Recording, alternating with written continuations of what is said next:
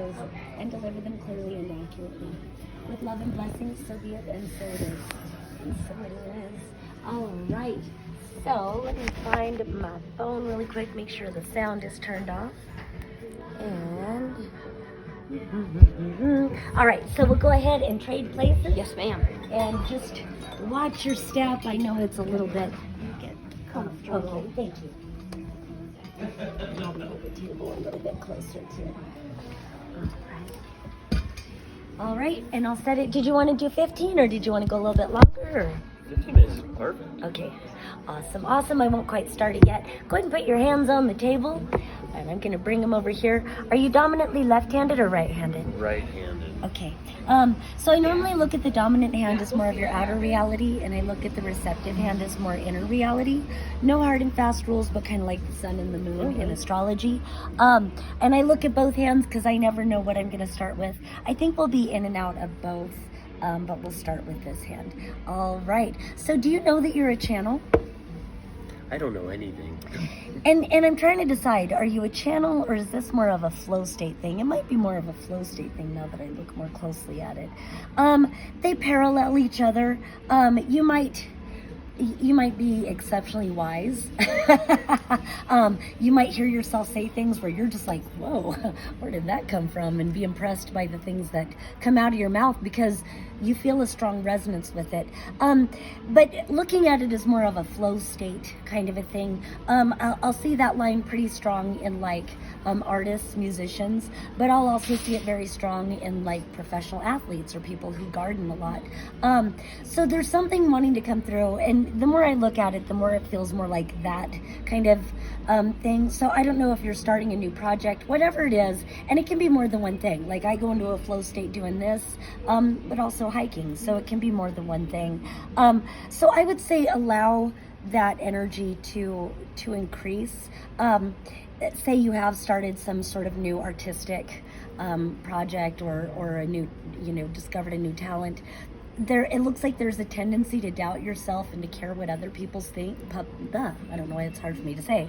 Care what other people think. Fuck what other people think.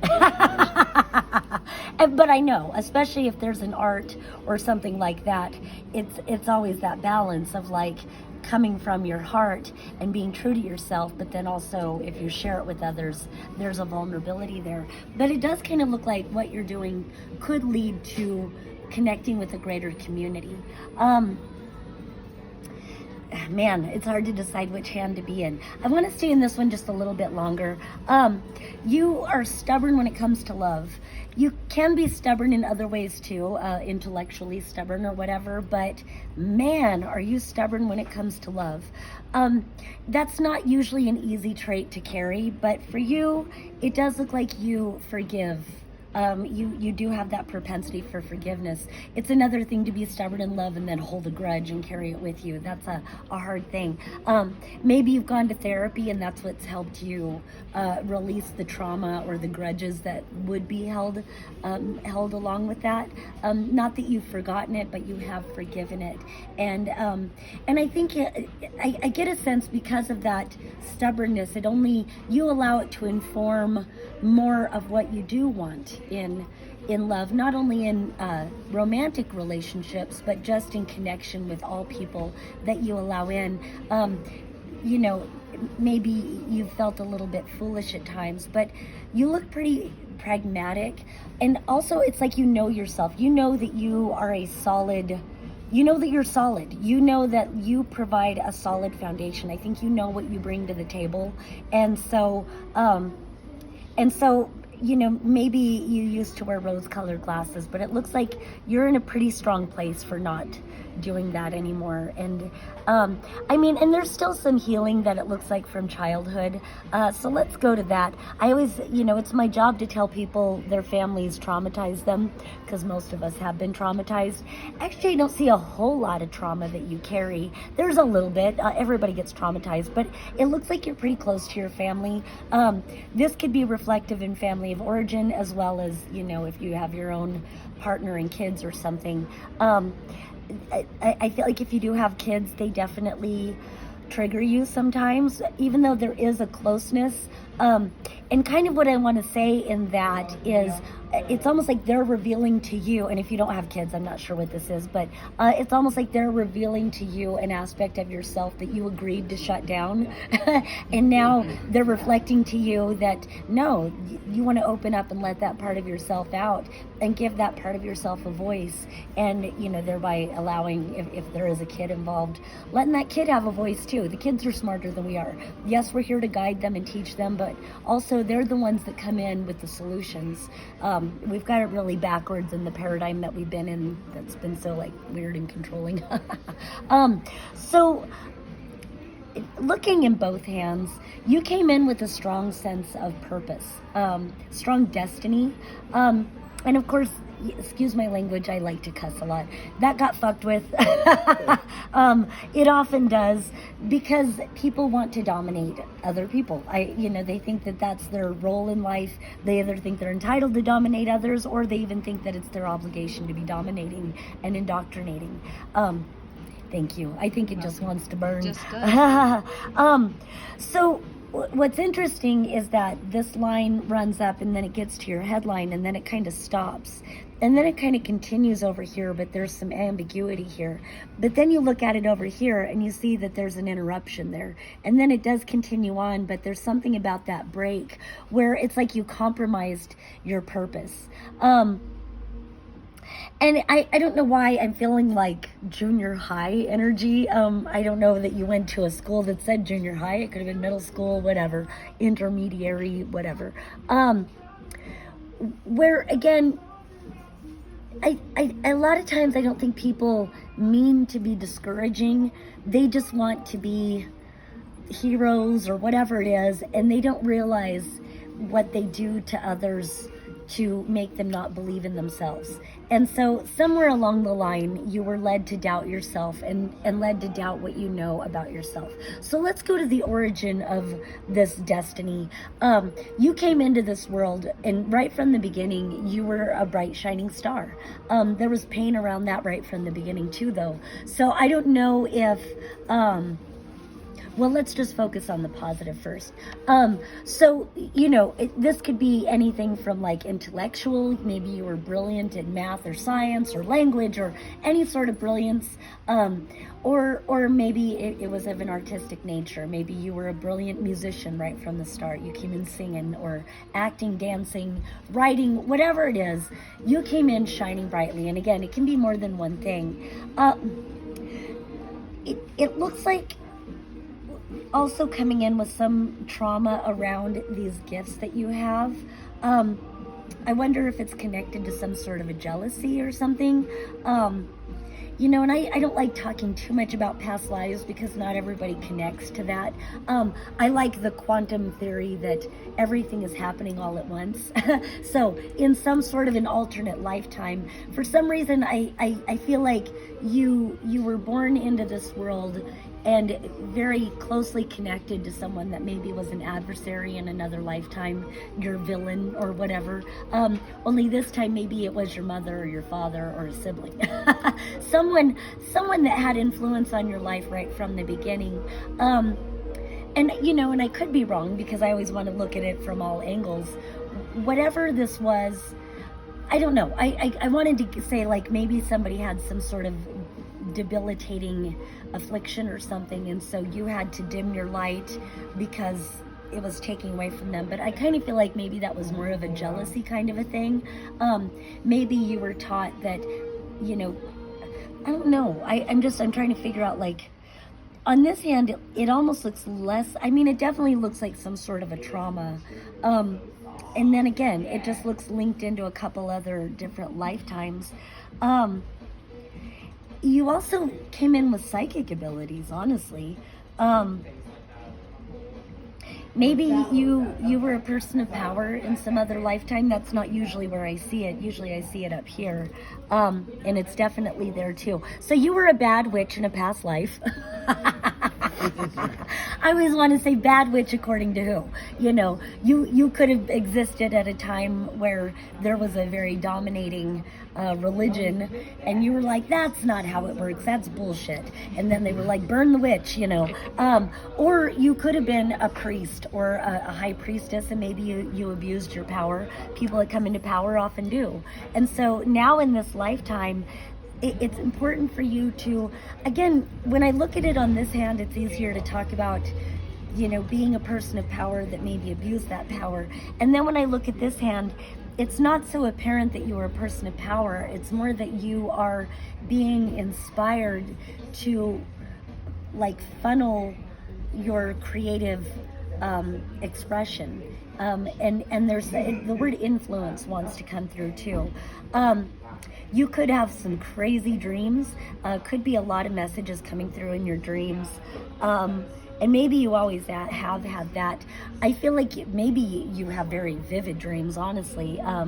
I would recommend that you keep a dream journal next to your bed. And I recommend that everybody journals anyway, but that you in particularly maybe want to have a designated dream journal. And if you wake up in the middle of the night, or as soon as you wake up in the morning, write down any impressions that you have. Write down, again, any impressions, any messages, any encounters that you may have. You're definitely having like interdimensional kinds of encounters with other people, other beings, experiencing other versions of yourself. Sorry, it's all over the place. It's all over the place on your hand. And it's funny because it can feel a little bit crazy making right now, because your purpose is wanting to get your attention. It's not ever going to go away. So you can put yourself on the back burner all you want and say someday maybe. But you're not going to be satisfied if you find yourself on your deathbed and said, I never fulfilled my purpose. You don't have to. You can go avoiding your purpose your whole life to please others. But is that really what you want to do? So maybe, you know, there's a reorientation of priorities maybe. And if life is offering you an opportunity to really prioritize your wishes, your hopes, your dreams, your goals, your purpose, what your soul is singing to you about, prioritize that right now is what I would say. You don't have to, but I would say definitely. What's interesting is that on this hand, on the one hand, you're so solid, where this heart line is just so solid, but you see how you've got these strong, and if you want to put the camera on how strong it is right here. So this is the heart line. Mm-hmm. And then I usually look at this area as like, generically I call it the dream world, but sometimes we can have experiences in our waking life that are more about this area. And so really it's just opening up to show us that we're way more magical and mysterious beings than we've been led to believe. We're not robots. Reality is a construct, and we don't have to feed the pre-made constructs that were made by violent, greedy men who want to hoard all the resources and control everything. So you can create your own reality if you want to. But then when I look at this hand, on the other hand, my stupid jokes, you do have a lot of pain. You know, I talked about trauma over here, and for some reason I felt more about talking about like a kid that you may have instead of talking about your own inner child, although they were intertwined. But over here, it does look like you carry a lot of like emotional trauma. That could be why you're so stubborn in love, and why maybe you're always like wanting to prove your love, wanting to show people that they can count on you when they've been shown they can't count on any fucking body else in the world. You're solid, you've got them. But then I want to say, it's that line from Superman, you've got me, but who's got you? So, you know, I would say don't be afraid to unlock that emotional trauma, even if it means holding people accountable. I feel like, I don't know why I get a mom thing, I sound like Freud, but it's almost like you're very protective of your mother. And I mean, it's okay, but it's okay to also say, well, she was probably hurt, and so maybe the hurtful thing she did, she was unaware because she was expressing her own hurt in an unconscious way. And so it's like, it's okay to hold people accountable and forgive them at the same time, and forgive the whole thing. Forgive yourself if there's any, like, it's almost like you hold yourself accountable for things that really you had no power over it. You were actually I don't like the V word too much, but you were kind of a victim in that. And I love the saying, it's okay to be trauma informed without becoming trauma absorbed. But then I always want to add a caveat. But when you're becoming trauma informed, you're often going to become trauma absorbed because you're releasing that trauma and it kind of floods who you are. And in order to process it out, you have to allow yourself all of those emotions, helplessness, hopelessness, victimization. And then as you process it, then you take your power back. Then you reclaim that inner child part of yourself that you were missing. And then you're trauma informed without being trauma absorbed. But it's a whole process, but it's a beautiful healing process. So then I want to get to the healing thing. It's funny, when I first was looking, you had a whole shit ton of lines right here. And as we've been talking, they kind of disappeared. But you're a natural healer. I feel like those will come back, but it's funny how when we go into like allowing you to look at yourself for a bit, then that need to heal everybody else kind of disappeared for a minute so that you can focus on you. I think it's important that you focus on yourself for a while. But then also you do have natural healing ability. And you might be a doctor or a nurse, or a massage therapist or a Reiki master. If you were into some sort of energy healing, then it comes back once I talk about it. Isn't it funny how the lines appear and disappear? I would say if you have any interest in energy healing, like light work or Reiki or anything like that, you do have a unique gift. This is not my authority. I'll go just a little bit longer. You have a unique gift for healing, but I definitely want to say heal that. There comes a time in your life, and you could be at this time right now, where your life just runs into your destiny, and I think it'll be undeniable, whatever it is that you want to do. So there's this healing that's being asked of you right now, and it's just interesting how it affects your headline as we're talking about this. As your purpose gets more attention and as you gain more momentum, everything you thought you knew kind of disappears. And so you could feel a little bit lost while you're being propelled towards following your soul's guidance instead of any sort of dictatorial programming or belief system. Fuck any indoctrination and fuck what other people define success as or define fuck other people's definitions. They're just humans. You are a human creating your life, and it's for you to discover your own creative abilities, your own creative power. And yes you can, I've been listening to that song. Yes can. You really can. You can achieve whatever you want. And I like that saying lately. You can be, do, and have anything, but you can't be and do and have everything. So be very selective. Okay. Be very intentional and choose yourself. Right now, I would say isolate yourself from any and all people, situations, circumstances that you can.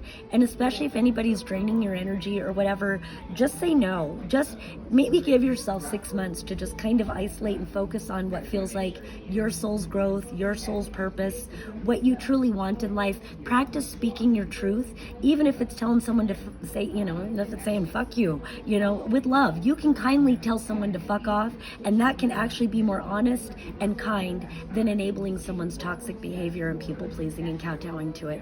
So it really feels like, stand your ground, advocate for yourself first and foremost. You've got a lot of gifts and a lot to share with the world, and many stand to benefit, not that it's about anybody but yourself first and foremost, but many stand to benefit from you being true to yourself. So do you have any questions, or do you feel complete with that? I feel good. Nice.